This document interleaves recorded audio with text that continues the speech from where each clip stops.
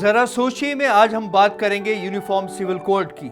जहां यूनिफॉर्म यानी यकसा civil code की आवाज कहीं से सुनाई देती है तो मुस्लिम कम्युनिटी में डर, खौफ और बेचैनी पैदा हो जाती है।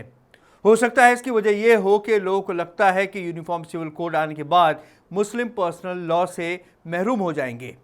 इस मुद्दे पर गौर करने की जरूरत है। हाल ही में एक पॉलिटिकल पार्टी के प्रवक्ता ने सुप्रीम कोर्ट में यूनिफॉर्म सिविल कोड लागू करने के लिए एक पिटीशन लगाई थी।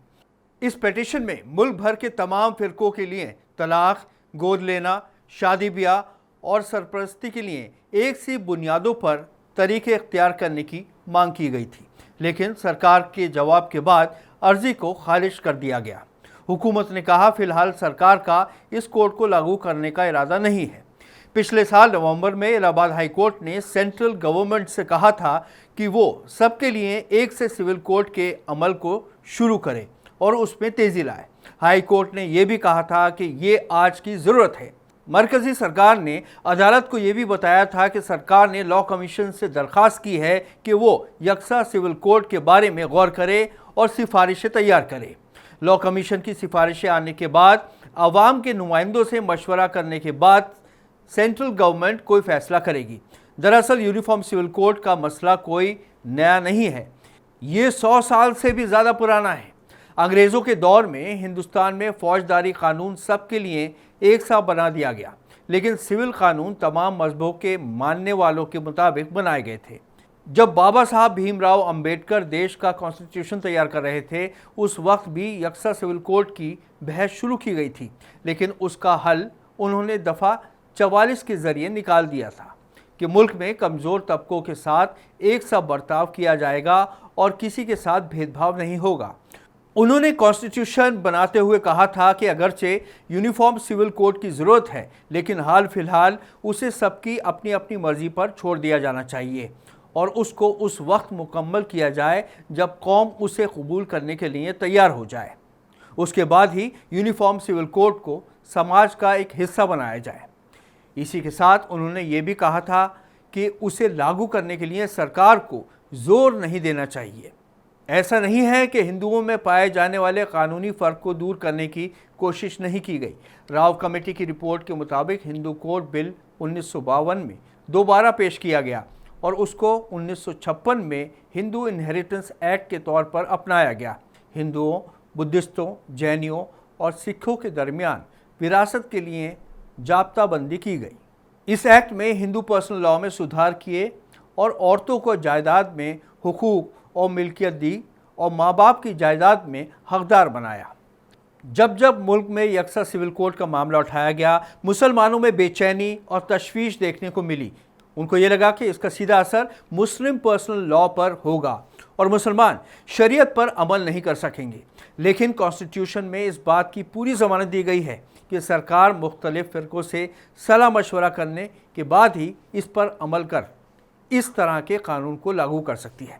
हालांकि सुप्रीम कोर्ट में कभी कभी पर्सनल लॉ कानूनों को नज़रअंदाज करके और सेक्युलर रिवायतों को अपनाकर फैसले दिए गए हैं, जैसे शाहबानो केस में हुआ था। कोर्ट ने शाहबानो को मेंटेनेंस देने का हुक्म जारी किया था। 1985 में शाहबानो मुकदमे के फैसले को तो मुसलमानों ने शरीयत में सीधा मुदाखलत करार दिया था। ये मामला इस हद तक आगे बढ़ गया कि राजीव गांधी की हुकूमत ने पार्लियामेंट के ज़रिए कानून बनाकर फैसले को खारिज कर दिया था। उस वक्त भी सुप्रीम कोर्ट ने सरकार को हिदायत दी थी कि यकसा सिविल कोड जल्द से जल्द बनाया जाए।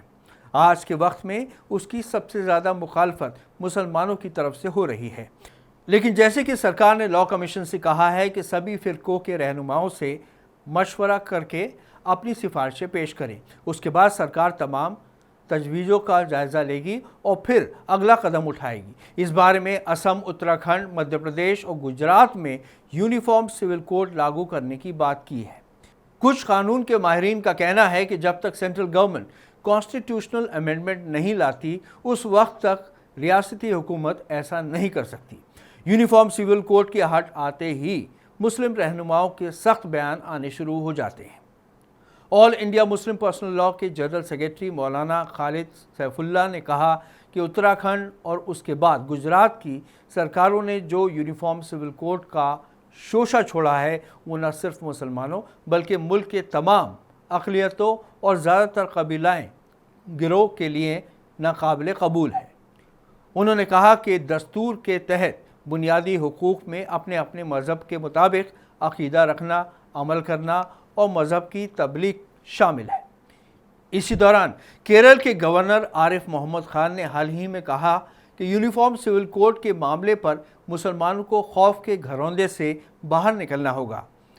इस मुल्क की नारंगी में ही यकरंगी है।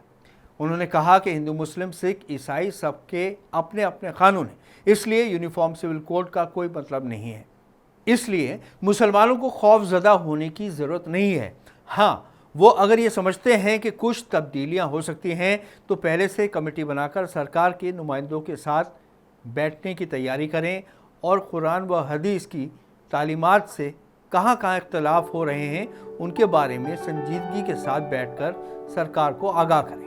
इस हफ्ते इतना ही। अगले हफ्ते फिर हाजिर होंगे नए मौजू के साथ। आदाब।